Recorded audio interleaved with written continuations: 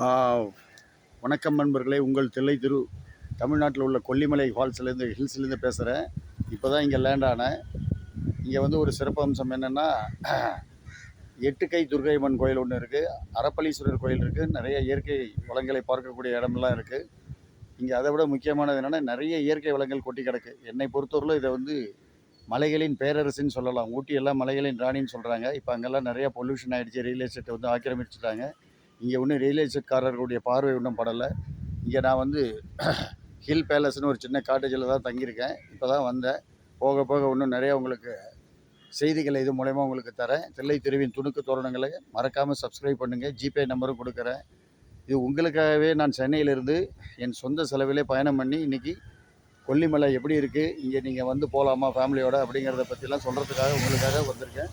இதை நீங்கள் அவசியம் பார்க்கணும். மனசில் ஸ்ட்ரெஸ் அதிகமாக இருக்கிறவங்க இங்கே வந்து 1 நாள் 2 நாள் தங்கலாம். இது பழம்பெரும் வள்ளல்கள் 7 வள்ளல்களில் வல்வில் ஓரி ஆண்ட சிறந்த இடமாக தேர்ந்தெடுக்கப்பட்ட இடம் இது கொல்லிமலை ஹில்ங்கிறது. இதை சுற்றி 300 கிராமங்கள் இருக்குது. போக போக அடுத்தடுத்த எபிசோடில் பார்ப்போம். அரப்பளீஸ்வரர் கோயில் போக போகிறோம், எட்டுக்கை துர்க்கையம்மன் கோயில் போக போகிறோம். நான் ஆன்மீக சுற்றுலா வரல, இயற்கை வளங்களை பார்ப்பதற்கும் உங்களுக்கும் எனக்கும் உள்ள ஸ்ட்ரெஸ்ஸை போக்குவதற்காக இந்த கொல்லிமலை பாகம் 1 வீடியோ வெளியிடுறேன். அடுத்தது பாகம் 2ல் மறுபடியும் பார்ப்போம். இப்போ நான் உணவு இடைவேளைக்காக போய்கிட்டு இருக்கேன். நல்ல மழை சீசன் வேறு.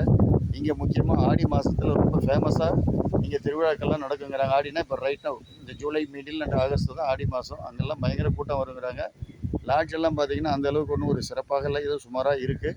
வழக்கம் போல் டே ராபரி தான். இருந்தாலும் வேறு வழியில் எல்லா இயற்கை வாசஸ்தலங்கள்லேயும் சுற்றுலாத்தலங்கள்லையும் நடக்கிறதா. இருந்தாலும் மறுபடியும் அடுத்த காணொலியில் மறுபடியும் உங்களை சந்திக்கிறேன். இப்பொழுதைக்கு டெம்பரரியாக உங்களிடமிருந்து விடைபெறுகிறேன். நன்றி, வணக்கம்.